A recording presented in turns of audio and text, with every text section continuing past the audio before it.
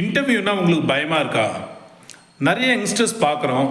Telephonic இன்டர்வியூஸில் முக்கியமாக ஏதாவது questions கேட்கும்போது கொஞ்ச நேரம் சைலண்ட்டாக இருக்காங்க, லேட்டாக ரிப்ளை பண்ணுறாங்க, இல்லைன்னா நாட் ரீச்சபிள் மாதிரி ரியாக்ஷன் கொடுக்குறாங்க.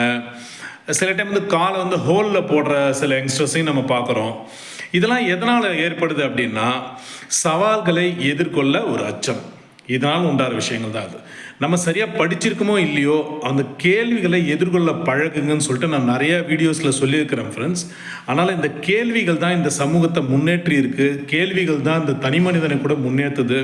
ஆனால் தொடர்ந்து கேள்விகளை நீங்களும் கேளுங்க, கேள்விகளை எதிர்கொள்ளுங்கள், அதை எதிர்கொள்ள பழகிக்கோங்க.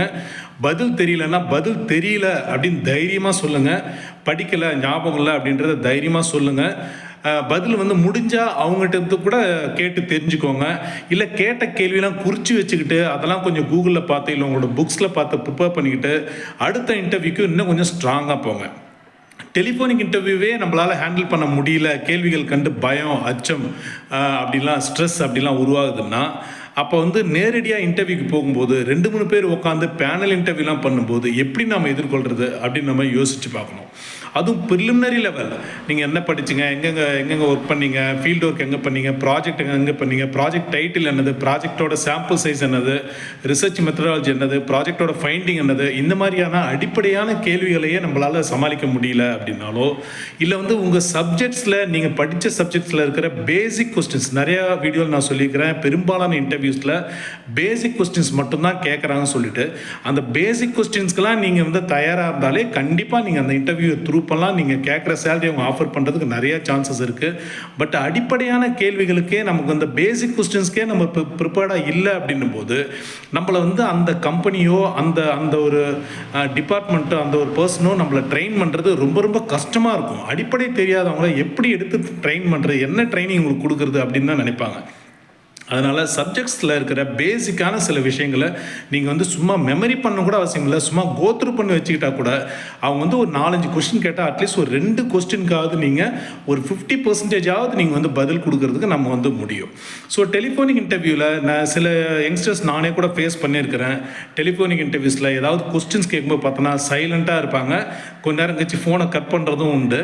ஸோ இதெல்லாம் சரியான ஒரு அப்ரோச் கிடையாது. இது நம்மளை நேரில் பார்க்கலன்னா கூட நம்மளை பற்றி ஒரு நெகட்டிவான ஒரு இமேஜ் அந்த கன்சல்டன்ட்கோ அந்த ஹெச்ஆர் மேனேஜருக்கோ உருவாகிறதுக்கு வாய்ப்புகள் இருக்குது.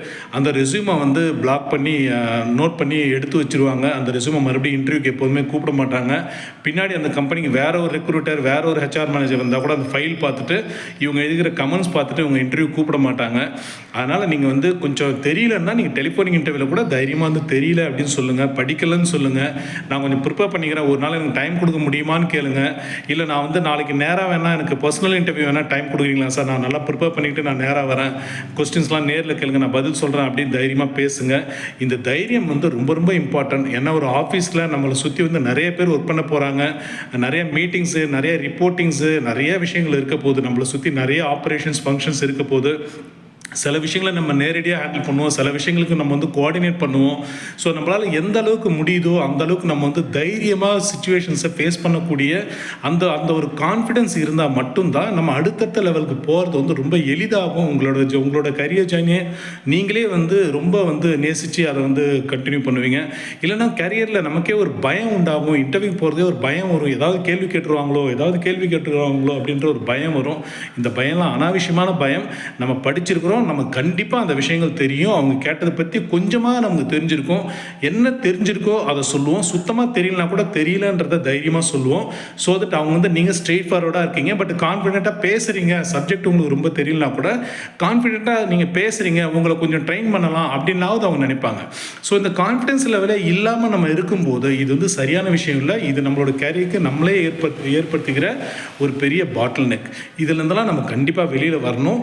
நல்ல கேரியர் அமையறதுக்கு நிறைய படிங்க, நிறைய விஷயங்கள் தெரிஞ்சுக்கோங்க, நிறைய இன்டர்வியூஸ் ஃபேஸ் பண்ணுங்கள். நிறைய இன்டர்வியூஸ் போக போக போக உங்களுக்கு அந்த பயம் தானாக போயிடும். இன்டர்வியூவில் போயிட்டு அவங்க என்ன கேட்பாங்களோ அப்படின்ற பயம், அந்த தயக்கம், அந்த ஹெசிடேஷன்லாம் உங்களுக்கு தானாக போயிடும். இதெல்லாம் போகாததுக்கு காரணம் என்னென்னா நம்ம சரியாக படிக்காதது ஒன்று, ரெண்டாவது மனிதர்களை ஃபேஸ் பண்ணுறதுக்கே பயம், கேள்விகளை ஃபேஸ் பண்ணுறதுக்கு ஒரு அச்சம், இன்டர்வியூஸ் அதிகமாக போய் எக்ஸ்பீரியன்ஸ் இல்லாதது. அதனால தான் நான் அடிக்கடி சொல்லுவேன், உங்களுக்கு சம்மந்தம் இல்லாத இன்டர்வியூ இருந்தால் கூட சும்மா போயிட்டு வாங்க, கொஞ்சம் லேர்ன் பண்ணிக்கோங்க, அதுலேருந்து கொஞ்சம் லேர்ன் பண்ணிக்கோங்க, என்னென்ன கேள்வி கேட்குறாங்கன்னு பாருங்கள். அதெல்லாம் நீங்கள் கொஞ்சம் ப்ரிப்பேர் பண்ணிக்கோங்கன்னு நான் சொல்வேன். அதனால் நிறைய இன்டர்வியூஸ் அட்டன் பண்ணுங்கள். ஸோ தட் உங்களோட கான்ஃபிடன்ஸ் லெவல் வந்து பூஸ்டப் ஆகும். நீங்களே மார்க்கெட்டில் நம்மக்கிட்ட என்ன தெரியணும்னு அவங்க எதிர்பார்க்குறாங்கன்றதை நீங்கள் புரிஞ்சுக்கிட்டு நீங்களே ஆட்டோமேட்டிக்காக ப்ரிப்பேர் பண்ண ஆரம்பிச்சிருவீங்க. All the best.